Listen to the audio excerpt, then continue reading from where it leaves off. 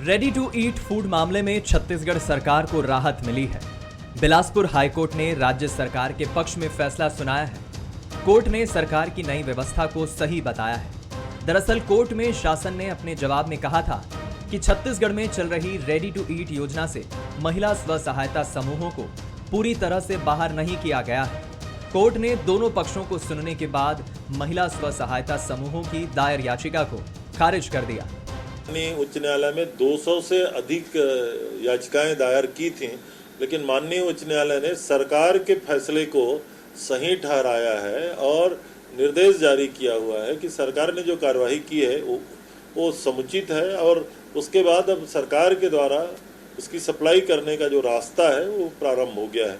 इसमें किसी भी स्व सहायता समूह के महिलाओं को चिंता करने की ज़रूरत नहीं है। हम लोग जो सप्लाई प्रारंभ करेंगे उसका बेस भी स्व सहायता समूह की महिलाएं होंगी, उनके माध्यम से माताओं को रेडी टू ईट सप्लाई किया जाएगा। कोर्ट के फैसले के बाद अब ऑटोमेटिक मशीन से रेडी टू ईट फूड बनाया जाएगा। इधर बीजेपी अब सरकार से पूछ रही है कि प्रदेश सरकार बताए कि योजना के तहत स्व सहायता समूह की करीब 17 से 18,000 महिलाओं को रोजगार देने के लिए क्या व्यवस्था की जा रही है।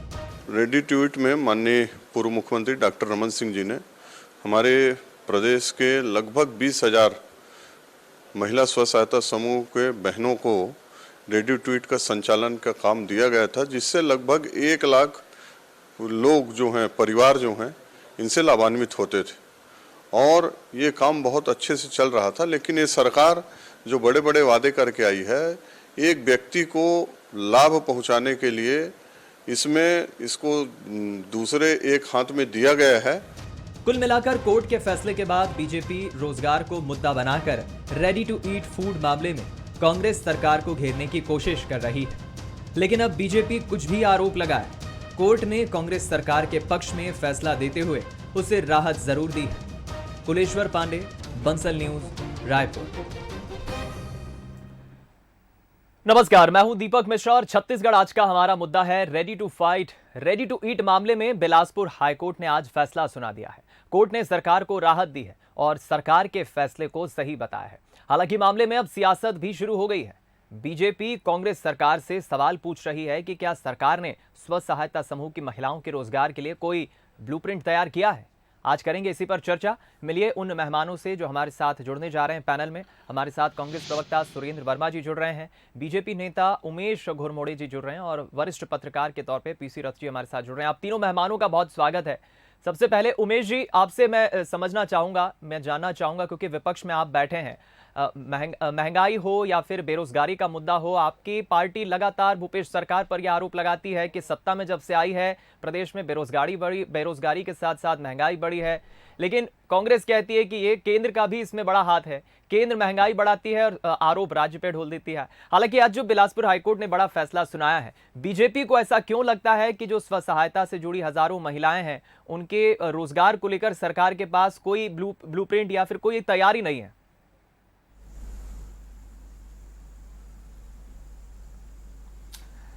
देखिए, ब्लूप्रिंट का विषय नहीं है। पहले तो न्यायालय का जो फैसला आया है उसका पूरा सम्मान है और न्यायालय के फैसले का सम्मान करते हुए यहां पर सवाल उठता है इस प्रदेश की सरकार की संवेदनशीलता के ऊपर। एक तरफ तो यह सरकार महिला सशक्तिकरण की बात करती है और दूसरी तरफ उन्हीं महिलाओं का रोजगार छीनने का काम करती है।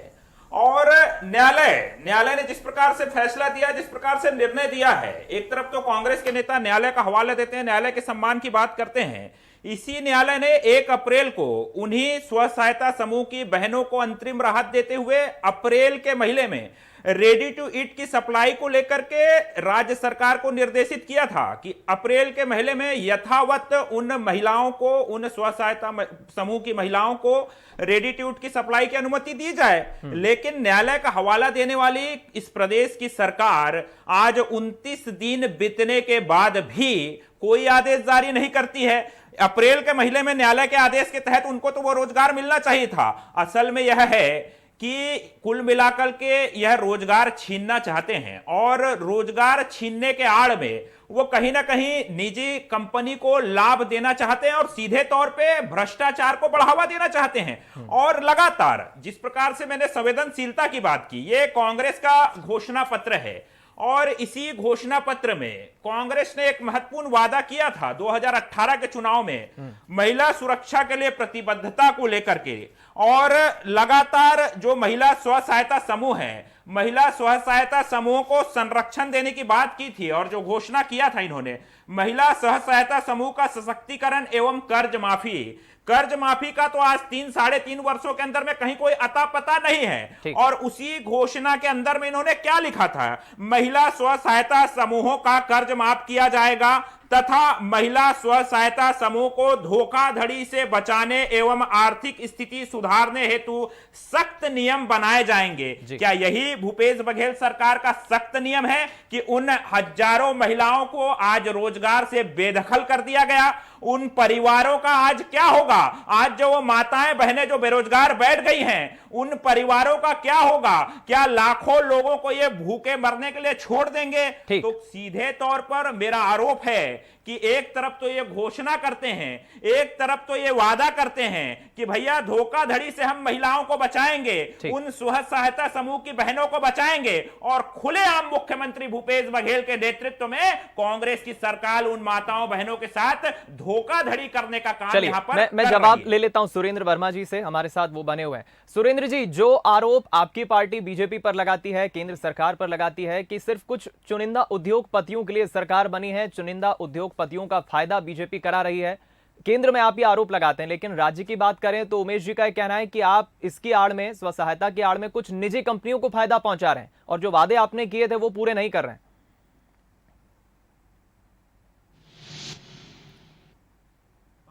छत्तीसगढ़ की जनता वाकिफ हो चुकी है कि कौन से लोग थे जो 15 साल ठगी करते रहे और कौन सी सरकार है जो वादे पूरे कर रही है। मूल बात जो कुपोषण को लेकर है, भारतीय जनता पार्टी के नेता चाहते ही नहीं कि छत्तीसगढ़ से कुपोषण दूर हो और इसी कारण से इस प्रकार से भ्रम का माहौल फैला रहे हैं। जो महिला स्व सहायता समूहों की बात है, उनके पास परिवहन और वितरण का कार्य यथावत रहेगा। न केवल यथावत रहेगा दीपक जी, जो 13 रुपया प्रति किलो के दर से उनको भुगतान होता था वो 2 रुपया बढ़ाकर 15 रुपया किया गया है। तो इनके कुशासन में दीपक जी छत्तीसगढ़ की पहचान बनाई गई थी। कुपोषण जो राष्ट्रीय औसत से ज्यादा 37.7% था छत्तीसगढ़ में दीपक जी 15 साल इनके कुशासन में, वो 19% सुधार हुए हैं जो देश में कहीं नहीं है। दूसरा उदाहरण उसका कारण है जो 4,33,541 बच्चे कुपोषण के शिकार थे जनवरी 2019 की स्थिति में, 1,70,000 से अधिक बच्चे जो है वो कुपोषण से बाहर आए। ये भूपेश बघेल सरकार की उपलब्धि है, जो पूरे देश में ऐसा कोई आंकड़ा नहीं है। गरीबी रेखा में इनके समय में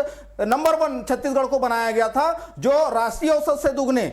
बेरोजगारी और जो मलेरिया से होने वाली जो मौत थी वो छत्तीसगढ़ की पहचान थी। 22% बेरोजगारी दर रमन सिंह के समय में सितंबर 2018 में थी। तो ये छत्तीसगढ़ की जनता के सामने पूरी स्थिति स्पष्ट है। जहां तक न्यायालय की बात है, न्यायालय की मंशा दीपक जी पहले दिन से ही इस बात पर फोकस थी कि रेडी टू ईट को कैसे उसमें क्वालिटी इंप्रूव किया जा सके, उसको बराबर मेंटेन किया जा सके और हाइजीन, प्रोटीन, उच्च गुणवत्ता युक्त जो खाद्य पदार्थ है उन तक पहुंचाया जाए। इस संदर्भ में पहली बार दीपक जी PUCL ने 1994 में जो याचिका सुप्रीम कोर्ट में लगाई थी, उसके परिपालन में सुप्रीम कोर्ट ने केंद्र सरकार को डायरेक्शन दिया था। उसी संदर्भ में 2013 में फूड प्रोसेसिंग बिल केंद्र में आया था। उसके बाद 2019 में उन्हीं बिंदुओं को लागू करने सुप्रीम कोर्ट ने फिर कहा। 2013 से 18 तक ये सरकार में रहे, इन्होंने सुप्रीम कोर्ट के उस गाइडलाइन का कभी पालन नहीं किया।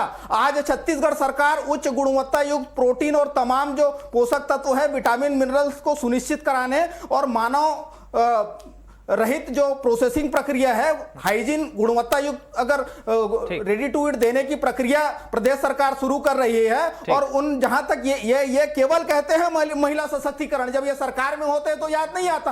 आज मैं लौट रहा हूं, आप क्या सुमेश जी? 80,000 महिलाओं को गौठानों के माध्यम से हमने सशक्त किया है। 78,000 महिलाओं को प्रोसेसिंग, वैल्यू एडिशन और वनोपज के संग्रहण से जोड़ा है। न केवल संग्रहण, वैल्यू एडिशन और मार्केटिंग का लाभ भी उन महिला समूहों को मिल रहा है। और रेडी टू ईट में जो काम करने वाली समूह है उनको परिवहन का जो 13 रुपया मिलता था वो बढ़ाकर 15 रुपया किया गया है। तो न्यायालय भी इस बात का से संतुष्ट है कि इस प्रकार से उनकी उपेक्षा नहीं हो रही है। इनके द्वारा जो भारतीय जनता पार्टी के द्वारा भ्रम फैलाया जा रहा था वो भी बड़ा स्पष्ट हो गया है। तो भाजपा के शासनकाल में हमने देखा है कैसे घून लगे चने, कमीशन खोरी और भ्रष्टाचार के चलते रमन राज में परोसा जाता था जो जानवरों के खाने के लायक नहीं होता था, दीपक जी, जो ये रेडी टू ईट के नाम पर बांटते थे। आज छत्तीसगढ़ में सुपोषण हो रहा है, 19% डेटा में अगर सुधार हुआ है तो ये उपलब्धि है।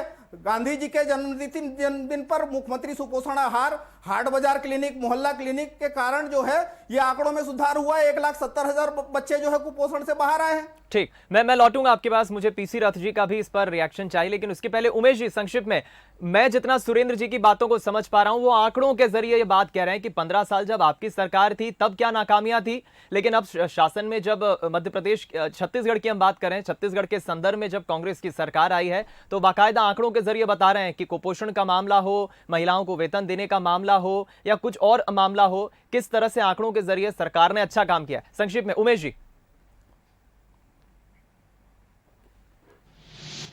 देखिए, मुझको लगता है कि छत्तीसगढ़ प्रदेश की जनता बीते 3-3.5 वर्षों के अंदर में इस बात को बेहतर तरीके से समझ चुकी है कि इस प्रदेश में बैठी हुई सरकार केवल आंकड़ों की बाजीगरी करने वाली सरकार है।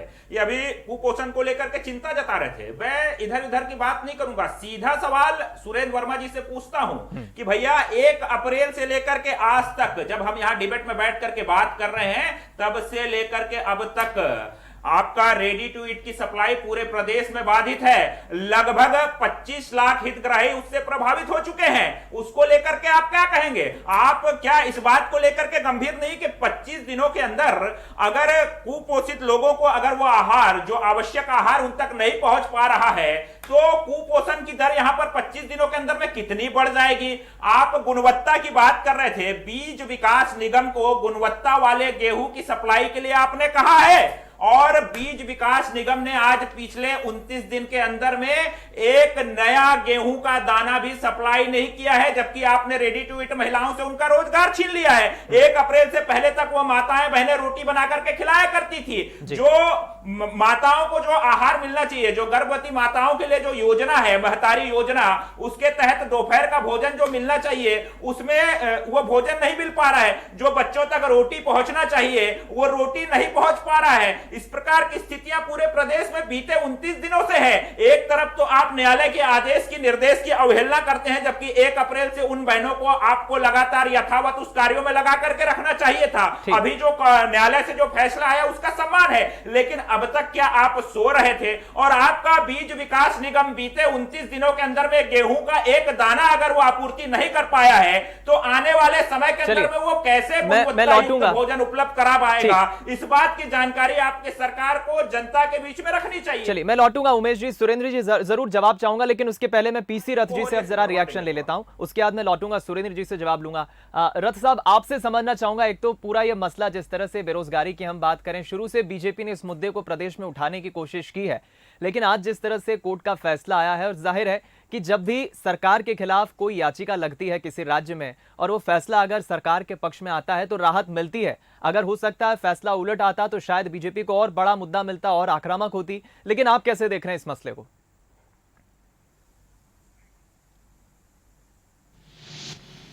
जी, इस मुद्दे पे शुरू से एक एकीकृत तरीके से जो विकेंद्रीकरण के बदले केंद्रीकरण किया जा रहा था वितरण का, उसको लेकर के असंतोष था। और साथ ही साथ रोजगार, बहुत 2 तरह के स्टेटमेंट आए थे कि 17,000 जो महिलाएं हैं, और कुछ नेता जारी कर रहे थे 20,000 महिलाएं हैं जो इस काम से जुड़ी हुई थी, जो इस टेंडर होने के बाद बेरोजगार हो जाएंगे, और जिनको इस काम से पूरा परिवार चलाना पड़ रहा था, और वो परिवार जो है अब कैसे अपने गुजारा करेंगे।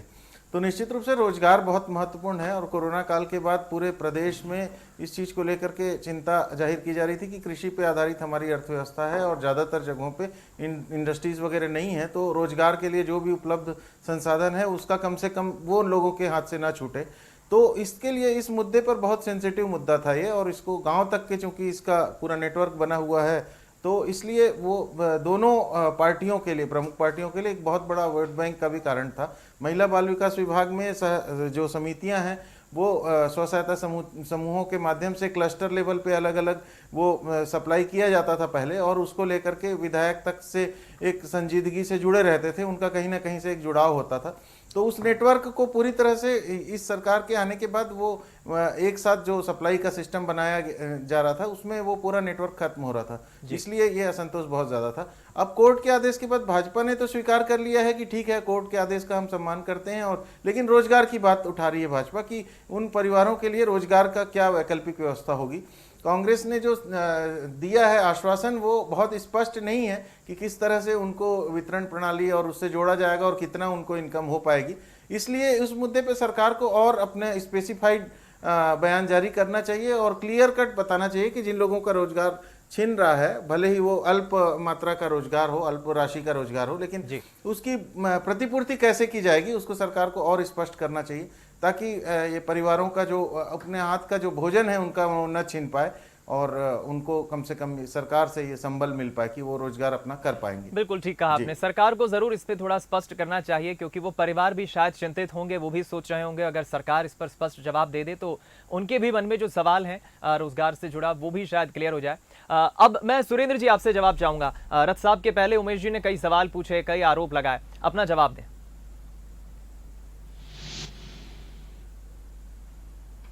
दीपक जी, सुपोषण का जो मामला है, माननीय मुख्यमंत्री जी स्वयं इसको मॉनिटरिंग कर रहे हैं और पहली प्राथमिकता है। जिस प्रकार से रोजगार, समृद्धि और सुपोषण जो है मुख्यमंत्री जी स्वयं ऑब्जर्व कर रहे हैं।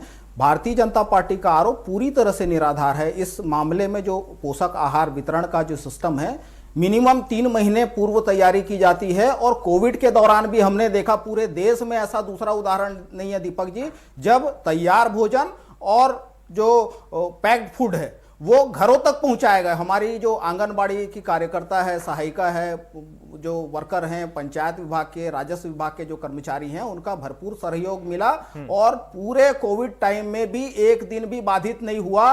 और जो आरोप लगा रहे हैं 1 महीना से नहीं बांटे जाने का, वो पूरी तरह से तथ्यहीन है, आधारहीन है। मूल बात दीपक जी, भारतीय जनता पार्टी को छत्तीसगढ़ और छत्तीसगढ़िया की समृद्धि से नफरत है। इनका ये बिल्कुल नहीं चाहते कि यहां से कुपोषण दूर हो, क्योंकि इनका जो मूल चरित्र है वो पूंजीवाद है। आर्थिक असमानता, महंगाई, बेरोजगारी, यही मोदी सरकार की देन है। छत्तीसगढ़ में जो कुपोषण के आंकड़े थे, मैं पहले भी कहा हूं, 37.7 इनके समय था, जो राष्ट्रीय औसत से ज्यादा था। वर्तमान में 3 साल की अवधि में 19% का जो सुधार है, देश और दुनिया में कहीं ऐसा उदाहरण नहीं है जहां 1,70,000 बच्चे कुपोषण से बाहर आए हो। ये भूपेश बघेल सरकार की नीति और व्यवस्था का असर है। जिस प्रकार से माननीय सर्वोच्च न्यायालय ने यह सुनिश्चित करने कहा था कि ऊर्जा, micronutrients, calorie, protein, folic acid, riboflavin, niacin, calcium, thiamine, iron, vitamin 12, vitamin C, vitamin D, तमाम तरह के जो फोर्टिफाइड कारक होते हैं, उनकी गुणवत्ता सुनिश्चित कराने, तो ये जब सेंट्रलाइज होगा, एक जगह इसका निर्माण और पैकिंग होगा, तभी ये हाइजीन और उच्च पोषक तत्व की सुनिश्चित करने में सरकार सफल होगी। और जो बात महिला समूहों से काम छीनने का है, ये पूरी तरह से झूठ और निराधार है। माननीय उच्च न्यायालय के फैसले में इस बात को भी रेखांकित किया गया है कि परिवहन और वितरण की जो जिम्मेदारी है वो महिला समूह के पास रहेगी, बल्कि उनका जो 13 रुपया प्रति किलो का के दर से भुगतान होता था, वो 2 रुपया बढ़ाया गया है। तो भारतीय जनता पार्टी इसी प्रकार से तथ्यहीन आरोप लगाकर अनर्गल बयानबाजी करती है। इनके फोकस में भ्रष्टाचार और कमीशन था। दीपक जी, पूरे प्रदेश की जनता ने देखा है। ये जी उमेश जी, पोषण के लिए तो कार्यक्रम पहले भी चलाए जाते थे दीपक जी, सफल क्यों नहीं हुआ? क्यों राष्ट्रीय औसत से ज्यादा होता था? क्योंकि इनके समय जी उमेश इनके समय पोषक आहार के नाम पर घुन लगे चने जो जानवर भी नहीं खाते थे। अरे सुन लेते हैं सुरेंद्र जी, सुन लेते हैं जी उमेश जी। देखिए दीपक जी, अभी सुरेंद्र वर्मा जी ने कहा कि सुपोषण योजना को सीधे मुख्यमंत्री जी देख रहे हैं। मुझको तो बड़ा आश्चर्य होता है, जिस प्रदेश के अंदर में इतनी बड़ी और महत्वपूर्ण योजना को सीधे मुख्यमंत्री जी देखें, और उसके बाद 1 अप्रैल से आज 29 अप्रैल हो गया और 29 दिनों से इस प्रदेश के अंदर में रेडी टू ईट बंद है। गलत बात कड़ा प्रतिवाद करता हूं दीपक जी, ये झूठ है पूरी तरह से, कहीं बंद नहीं हुआ है, सप्लाई बाधित नहीं हुई है। ये इनका चरित्र है, झूठ बोलना, गलत बयानी करना, गलत बात,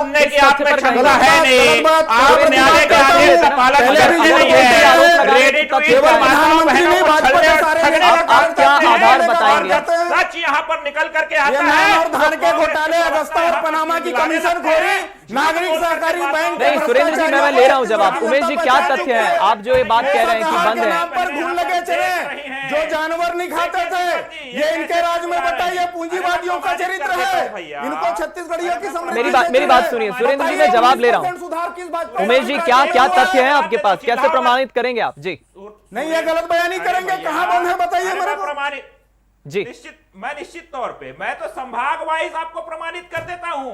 आप आज और कल का अखबार निकाल कर देख लीजिए, भरे पड़े हैं बस्तर संभाग के अंदर में 70,000 लोग प्रभावित हुए हैं जो हितग्राही हैं, उन तक जो रेडी टू ईट का जो सामग्री वो नहीं पहुंच पाया है, रोटी नहीं पहुंच पाया। क्यों नहीं पहुंच पाया रोटी? मैं इनसे पूछना चाहता हूं, आपकी राज्य की सरकार ने पोल्ट्रीफाइड आटा देने के लिए बीज विकास निगम को कहा था कि नहीं कहा था? सुरेंद्र वर्मा जी जवाब 15 साल छत्तीसगढ़िया का शोषण करने वाले, आउटसोर्सिंग करके राजनीति करने वाले, आज जनविरोधी भाजपाइयों को छत्तीसगढ़ की जनता पहचान चुकी है। अरे भैया सुन लो, मैं तो ये गलत बयानी है, कोई तथ्यहीन आरोप है। मैं ये भाग रहे हैं, सीधा सवाल। दीपक जी, ये इनका चरित्र है, कमीशन खोरी, 36,000 करोड़ का, गरीबों का 21 लाख फर्जी राशन कार्ड बनाकर ये गरीबों का अनाज खाने वाले भाजपा। नहीं सुरेंद्र जी, देखिए आप हम शोर कर रहे हैं, हम सिर्फ शोर कर रहे हैं, दर्शक कुछ समझ नहीं पा रहे।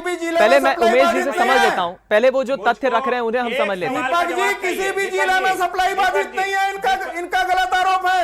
दीपक जी, एक सवाल का जवाब चाहिए मुझको, और मुझको लगता है यही आपके डिबेट का सार है, और वो जो स्व सहायता समूह की माताएं बहनें बैठी हैं, वह भी यही सुनना चाहती। मेरा सीधा सवाल है, जब इस प्रदेश की सरकार न्यायालय के आदेश का 100% पालन नहीं करती है, जबकि अप्रैल के महीने में यथावत सप्लाई के लिए उन माताओं बहनों को आदेश जारी करना था, नहीं करती है, तो आगे भविष्य में उनको रोजगार यह सरकार देगी, इस बात की क्या गारंटी है? क्या भूपेश बघेल जी के नेतृत्व वाली सरकार कल के कल उन सभी 17-18 हजार माताओं बहनों को वैकल्पिक व्यवस्था करके देगी रोजगार के लिए? इस बात को कांग्रेस के प्रवक्ता यहां पर बोल दे डिबेट के अंदर में। एक संक्षिप्त में रिएक्शन रथ साहब मैं आपसे चाह रहा हूं। माताओं बहनों को रोजगार मिले। रथ साहब, अभी देखिए ड्यूरेशन कांग्रेस पार्टी का हम सत्ता में बात कर रहे हैं, रोजगार के मामले में इन भाजपाइयों को आरोप लगा। चलिए मैं सुरेंद्र जी और उमेश जी, मैंने आप दोनों को बहुत वक्त दिया, मैं एक छोटी सी प्रतिक्रिया रथ साहब की चाह रहा हूं। ठीक है, मैं ये देखिए एक ऐसा विषय जिस पर लंबी चर्चा हो सकती है। उमेश जी ठीक है, मैंने आपको भरपूर वक्त दिया, मुझे आपकी आवाज कम करना होगी वरना। रथ साहब, आपसे मेरा सीधा सा सवाल है, अभी बहुत कम वक्त बचा, अगले साल चुनाव होना है, और महंगाई को लेकर और बेरोजगारी को लेकर बीजेपी जो मुद्दा उठाती है, सरकार जरूर अपने स्पष्टीकरण इस पर रख रही है, थोड़े इस पे और स्पष्टीकरण आने की जरूरत है, लेकिन क्या ये एक बड़ा मुद्दा होगा आने वाले वक्त में? क्योंकि महंगाई का मैं समझता हूं ये सिर्फ एक इकाई है, हम स्व सहायता महिलाओं के संदर्भ में जो बात कर रहे हैं, जिसे बीजेपी भी मुद्दा बना रही है कि इतनी हजारों महिलाओं के रोजगार के संदर्भ में क्या तैयारी है सरकार की? क्या आगे चलकर ये एक इकाई बड़ा वृक्ष का रूप लेगी? क्या ये एक बड़ा मुद्दा हो सकता है?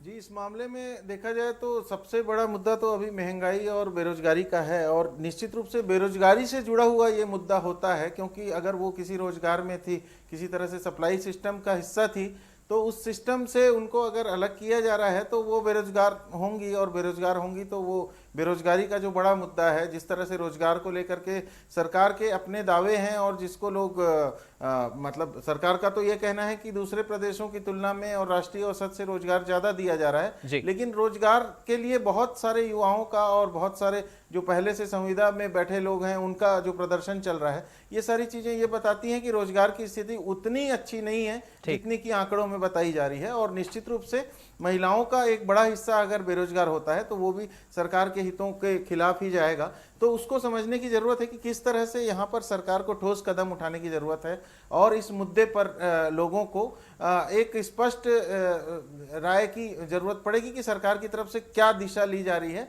और केवल ट्रांसपोर्ट को लेकर के 2 रुपए 3 रुपए बढ़ा दिए जाने से मुझे नहीं लगता कि उनके आय की समस्या का समाधान होगा, और निश्चित रूप से उनको जो रोजगार से वो अलग अगर हो रहे हैं। चलिए, सत्ता और विपक्ष दोनों के ही अपने अपने तर्क हैं, अपनी अपनी बातें, लेकिन आगे चलकर सरकार इस दिशा में और क्या स्पष्टीकरण देती है, क्या रुख करती है, क्योंकि अभी समय पूरा 5 साल का हुआ नहीं है। दावे जरूर किए जा रहे हैं, विपक्ष विपक्ष में बैठी बीजेपी भी इसे मुद्दा बनाने की कोशिश कर रही है और ये एक ऐसा चर्चा है जिस पर और भी लंबी चर्चा हो सकती है। कुछ और भी सवाल थे लेकिन चूंकि समय मुझे अब आगे इजाजत नहीं दे रहा है। आप तीनों मेहमानों का बहुत शुक्रिया अदा करूंगा, सुरेंद्र जी, उमेश जी और रथ साहब, हमसे बातचीत करने के लिए। फिलहाल छत्तीसगढ़ आज का मुद्दा में इतना ही। दीजिए इजाजत, नमस्कार।